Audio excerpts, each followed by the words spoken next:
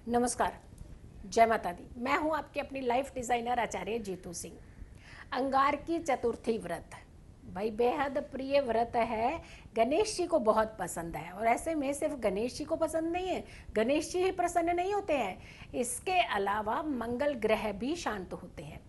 आप सोचिए कितना फायदा आपको मिल सकता है अगर आपकी कुंडली में मंगल पीड़ित है, मंगल दोष है, किसी कारण से मंगल कार्य आपके होते होते रुक जाते हैं, तो अंगार की चतुर्थी व्रत आपकी ज़िंदगी में बहुत बड़ा चमत्कार कर सकता है। इस वीडियो को पूरा देखिएगा, एंड तक देखिएगा और इसमें जितने उपाय बताए जाते हैं उसको बहुत ही बारीकी से समझने का प्रयास कीजिएगा। हर महीने की कृष्ण पक्ष और शुक्ल पक्ष की चतुर्थी तिथि को जो आती है, विशेष रूप पर भगवान के गणेश जी का अद्भुत संयोग का समय कहा जाता है और अद्भुत पूजा का संयोग कहा जाता है कि उस समय पूजा करने से आपको बहुत ज़्यादा फल मिलता है।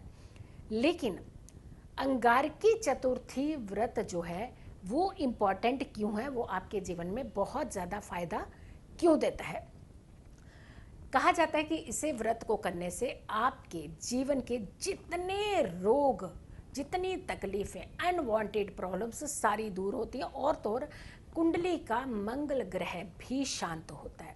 अब ये चतुर्थी अगर अंगार की चतुर्थी के साथ ही अगर कि ये संयोग, क्योंकि मंगलवार को पड़ने वाली चतुर्थी को अंगार की चतुर्थी कहते हैं, और ये संयोग अगर कि उसी दिन चतुर्थी तिथि बुधवार तक जा रही है तो सिर्फ मंगल ग्रह नहीं बुध ग्रह भी शांत होते हैं, उसका भी आपको बहुत फायदा मिलता है।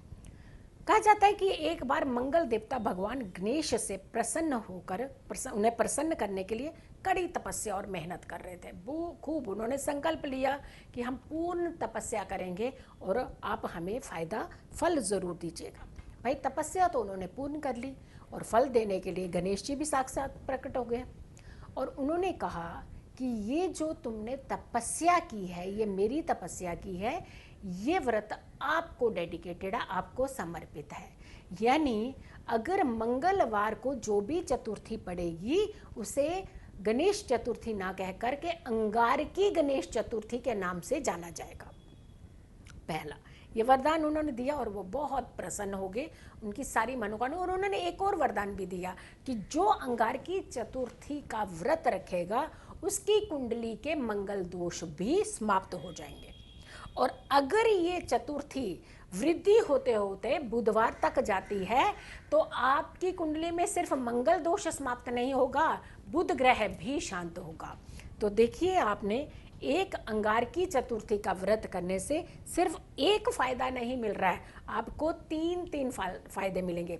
एक, भगवान गणेश एकदम प्रसन्न, और दूसरा मंगल ग्रह शांत, मंगल ग्रह आपको कभी भी परेशान नहीं करेंगे, और तीसरा बुध ग्रह भी शांत होंगे। अगर आपकी कुंडली में बुध की भूमिका नहीं अच्छी है, अगर आपकी कुंडली में किसी तरीके का मंगल का कुप्रभाव है, अच्छा प्रभाव नहीं है, तो भी आपको बहुत ज़्यादा फायदा मिल सकता है इस अंगारकी चतुर्थी का व्रत करने से। और जितने भी कार्यों में आपके कोई अड़चने आ रही है, जो परेशानी आ रही है, वो परेशानियों से आप मुक्त हो सकते हैं, वो परेशानियों से आप बाहर निकल सकते हैं। अंगारकी चतुर्थी की अगर हम बात करते हैं तो 1 मार्च को सोमवार को सुबह 8:36 पर ये तिथि शुरू हो रही है, यानी सूर्योदय हो चुका है उस दिन। 2 तारीख को सुबह 3 बजे ये समाप्त हो जाएगी। यानी अगर हम अंगारकी चतुर्थी की बात करते हैं तो 1 तारीख को सूर्य उदय की तिथि नहीं मिली, 2 तारीख को ही ये व्रत रखा जाएगा और फिर उसके बाद भी 3 बजे के बाद तत्पश्चात कहते हैं उसके फर्दर आपकी नेक्स्ट तिथि स्टार्ट हो जाएगी और दिन बुधवार भी स्टार्ट हो जाएगा। यानी 1, 2, 3 तीन फायदे। एक, मंगल ग्रह शांत, दूसरा मंगलवार की अंगार की मिली, और तीसरा बुध का प्रभाव भी बीच में आ गया। तो ये 3-4 उपाय करेंगे आप और 3-4 फायदे भी ले लेंगे आप। कहा जाता है कि इस समय आपको जो फल खाने चाहिए, नियमित रूप से जो आप चीज़ें खाते हैं, वो खाना खाते हैं, अन्न खाते हैं, ये व्रत को फलाहार ही रखना चाहिए। एक पहली बात, अन्न का सेवन इस समय बिल्कुल नहीं करना चाहिए। और दूसरा कहा जाता है कि जब चतुर्थी का चांद निकल जाए तो उसके निकलने से पहले निकलने के बाद आप सेवन कर सकते हैं, कुछ खाना चाहते हैं खा सकते हैं, फल खा सकते हैं, लेकिन चांद निकले जब उससे पहले ही आपको गणेश जी की पूजा कर देनी चाहिए। यानी जो पूजा का समय है, जो विधान है, वो चांद निकलने से पहले का है और चांद निकलने से पहले ही आपको ये पूजा कर देनी चाहिए। फिर आती है कि आप चतुर्थी के दिन आपको सुबह जल्दी उठना चाहिए।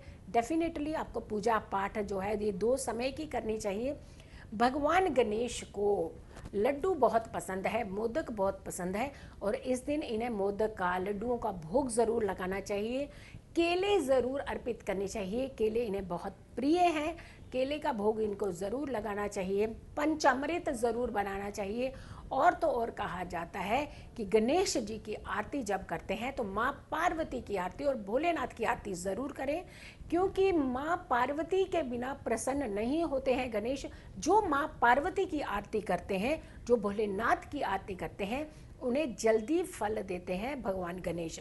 प्रथम पूजनीय देवता अगर प्रसन्न हो जाए तो आपकी जिंदगी में वारे न्यारे कर देते हैं।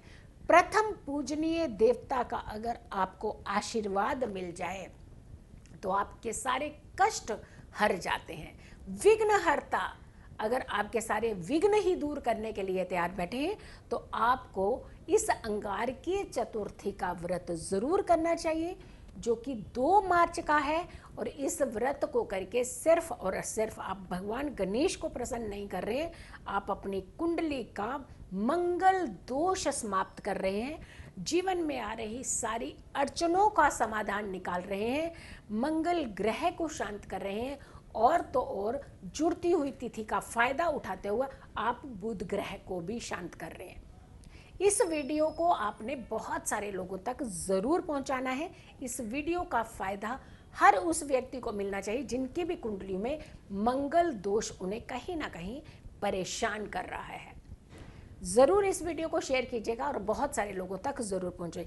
अगर आप लोगों ने अभी तक मेरे चैनल को सब्सक्राइब नहीं किया है तो ज़रूर कीजिएगा। और ये चैनल को सब्सक्राइब करने के साथ साथ अगर आप लोगों ने कोई कंसल्टेंसी लेनी है, अपनी कुंडली दिखाना चाहते हैं तो ज़रूर दिखाइएगा, लेकिन जो नंबर दिए हुए हैं उन नंबर्स पर कॉल ज़रूर कीजिएगा। उन नंबर्स पर कॉल करके आप अपना समय फिक्स करवा सकते हैं और अपनी कुंडली का निजी विश्लेषण यानी पर्सनली अपनी कुंडली भी दिखा सकते हैं। अंगारकी चतुर्थी अद्भुत विलक्षण की चतुर्थी है, अद्भुत संयोग की चतुर्थी है। इसका भरपूर फायदा उठाएं और खास करके जो बच्चे शादी के योग्य हैं, उनकी कुंडलियों में अगर मंगल दोष किसी तरीके से पीड़ित हो रहा है, परेशान हो रहे हैं, या फिर यूं कहें कि योग बनते बनते रुक रहे हैं, या कुछ रिश्ते आते हैं टल जाते हैं, नहीं हो पाता है, या फिर रिश्ते ही नहीं मिल रहे हैं, उन बच्चों को ज़रूर कहें कि अंगारकी चतुर्थी का व्रत ज़रूर रखें। अगर व्रत नहीं रख पा रहे हैं किसी कारण से, क्योंकि कहा जाता है कि अशुद्ध अवस्था में व्रत नहीं रखें इसे। अगर आप अशुद्ध अवस्था में हैं, कन्याएं खास करके अशुद्ध अवस्था में हैं, तो इस व्रत को ना रखें, लेकिन पूजा पाठ जो हमने तरीका बताया है सुबह और शाम का ज़रूर करें। और शाम की पूजा सूर्य उदय चंद्रमा उदय से पहले ही कर लीजिएगा। और माँ पार्वती और भगवान भोलेनाथ की भी पूजा साथ में कीजिएगा। यकीन मानिए आपकी कुंडली के दोष तो खत्म होंगे, आपका जीवन बहुत ही सरल और आसान हो जाएगा। खुश रहिए, स्वस्थ रहिए, पॉजिटिव रहिए। पॉजिटिव रहते हैं तो हर समस्या से हम दूर रहते हैं। फिर जल्दी हाजिर होंगे एक अच्छी वीडियो के साथ। तब तक के लिए नमस्कार।